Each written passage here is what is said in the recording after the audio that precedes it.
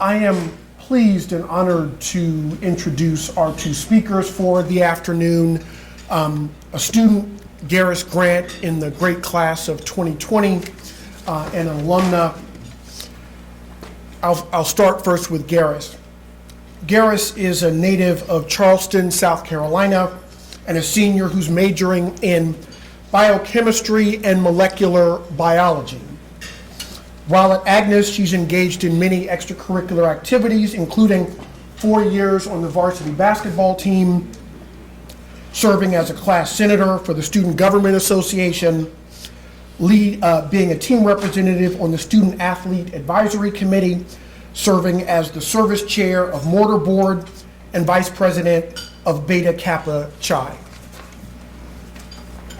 Additionally, I'll also introduce our esteemed alumna, Elaine Mulhall, from the great class of 2002. Elaine has two main passions, travel and analytics. Throughout her 18-year career at the Walt Disney Company, she has been able to channel those passions to help further the guest experience across domestic parks and resorts. Currently, she serves as the senior manager of inventory management for Walt Disney World in Orlando, Florida. She's a proud member of the class of 2002, also known as the Queen of Hearts. She holds a bachelor's degree in mathematics from Agnes Scott, mathematics and economics from Agnes Scott, and a master's degree in applied statistics from the University of Alabama. With that, I'll ask Garis to come up first, and I'll have Elaine follow her. Thank you.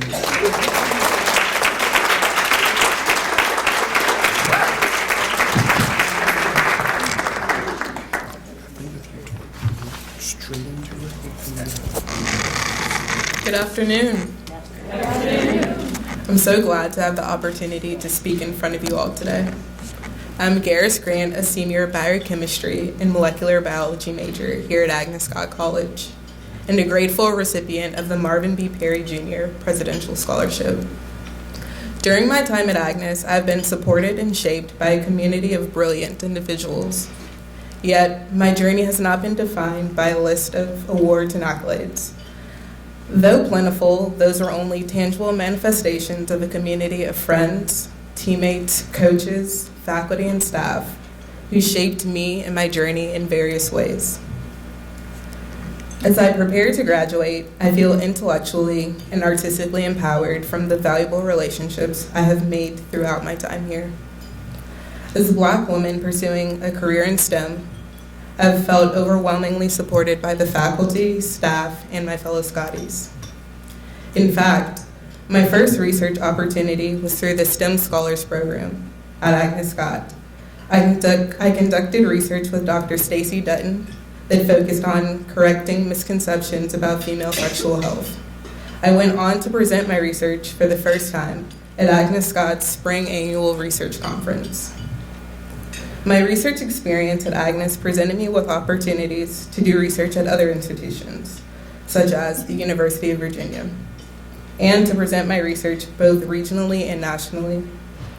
Outside of the classroom, I also had the opportunity to play on Agnes Scott's Division III basketball team, all 4 years of college. This year, I set program records in rebounding and ended my career second in all-time scoring.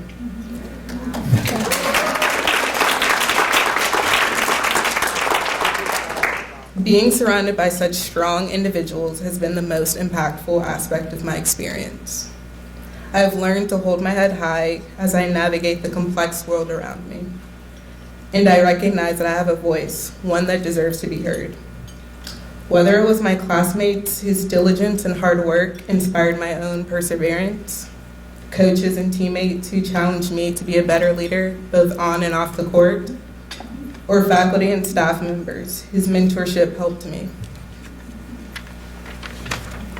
I never once felt as though I was on this journey alone, and for that I am eternally grateful.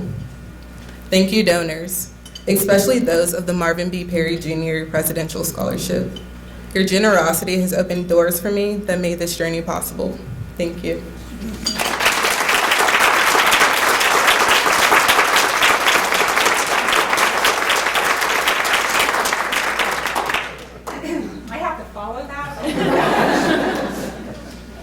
well, we'll see how this goes.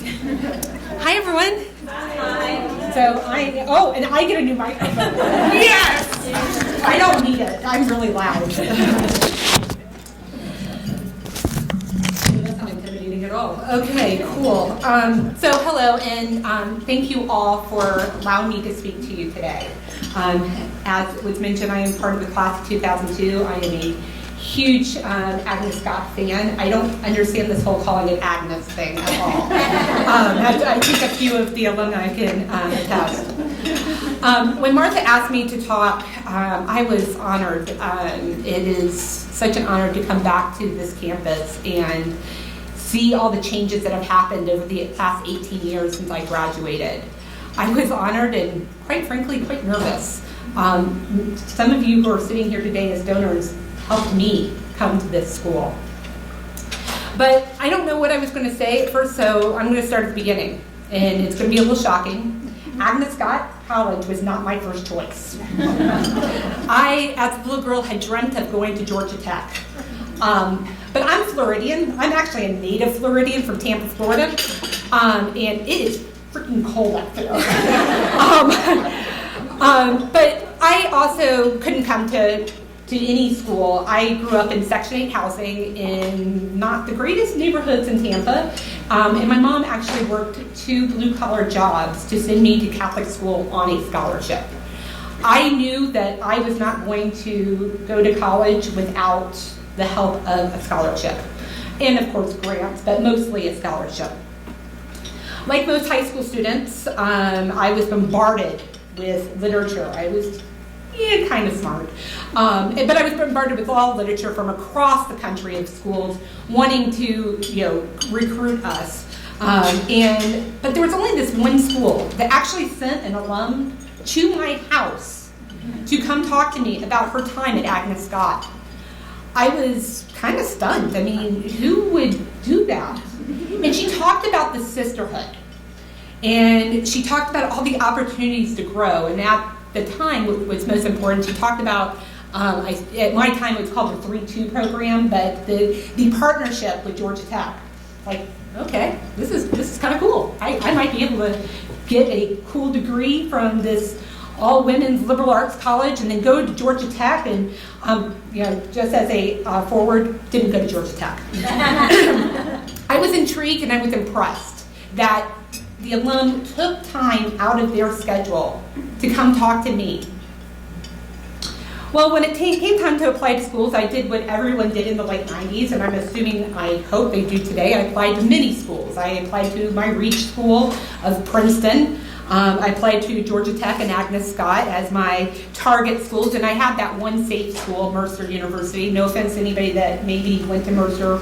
It's a great school, just wasn't for me.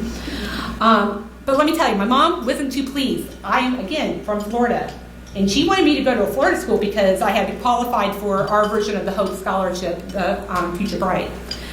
But much to my surprise, I got into every school I applied to. Didn't want to go to Princeton. It's cold there. No offense to anybody that lives in New Jersey, but that's not for me. I had Georgia Tech, unfortunately, doesn't offer a lot of scholarships, big full ride scholarships, and it's expensive to be an out-of-state student in Georgia. So I had 2 choices. I had Agnes Scott or I had Mercer University.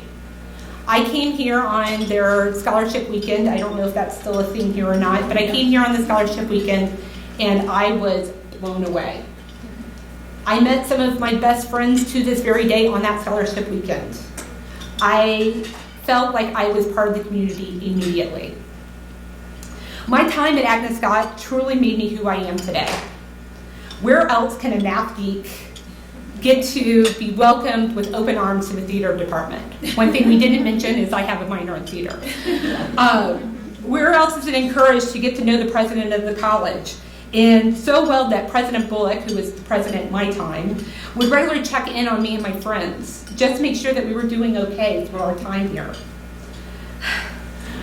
Where else can a girl turn into a strong woman with the support of other women instead of them tearing them down, which happens in a lot of other areas?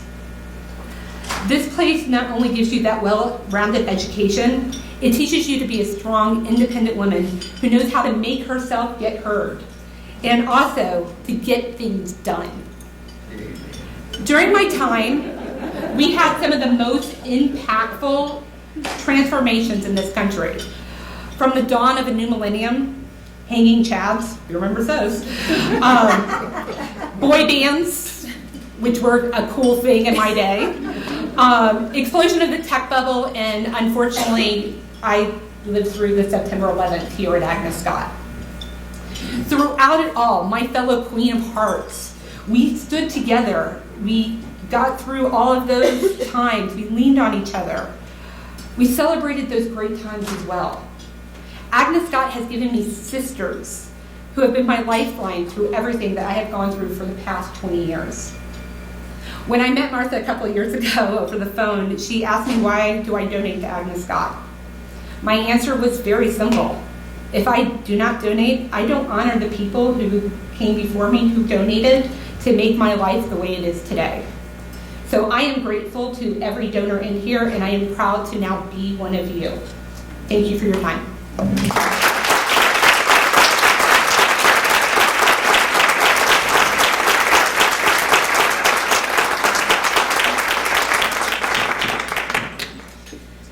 I want to thank you for both of you, for those beautiful stories and for being such an important part of our heritage here at Agnes Scott. And I want to thank all of you for making this possible. And the stories that we heard today are reflective on so many more throughout the years and so many more on our campus. So to all of the donors here, thank you so much for what you have done for our students at Agnes Scott. But also thank you for what you have done beyond our walls, because these students are our future. They are the people who are going to go out into the world and carry the spirit of Agnes Scott with them, as we just heard. So thank you all for being here. Please continue to enjoy the time with your students and each other. And again, my heartfelt thanks for everything you do for us.